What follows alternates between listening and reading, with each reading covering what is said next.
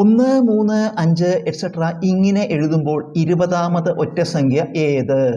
1, 3, 5 അങ്ങനെ എഴുതി പോവാണ്. ഓഡ് നമ്പേഴ്സ് ഒറ്റ സംഖ്യകൾ എഴുതി പോവാണ്. ഇങ്ങനെ എഴുതുമ്പോൾ 20ാമത്തെ ഒറ്റ സംഖ്യ എന്ത് വരും? ഇപ്പോൾ 1ാമത്തെ ഒറ്റ സംഖ്യ 1, 2ാമത്തെ ഒറ്റ സംഖ്യ 3, 3ാമത്തെ ഒറ്റ സംഖ്യ 5.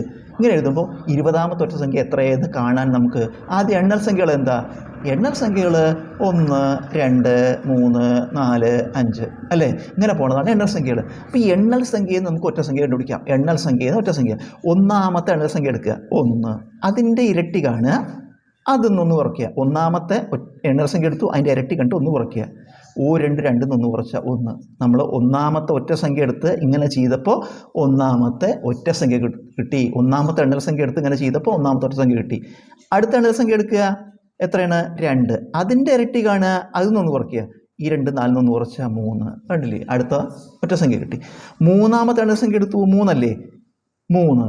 അതിൻ്റെ ഇരട്ടി കാണുക, അതിൽ നിന്ന് കുറയ്ക്കുക. അപ്പോൾ എണ്ണൽ സംഖ്യ ഓരോന്ന് എടുത്തിട്ട് ഓരോ എണ്ണൽ സംഖ്യകൾ എടുക്കുക, അതിൻ്റെയൊക്കെ ഇരട്ടി കണ്ട് 1 കുറയ്ക്കുക. ഓരോ എണ്ണൽ സംഖ്യ എടുത്തിട്ട് അതിൻ്റെയൊക്കെ ഇരട്ടി കണ്ട് 1 കുറച്ചാൽ നമുക്ക് ഒറ്റ സംഖ്യകൾ കിട്ടും.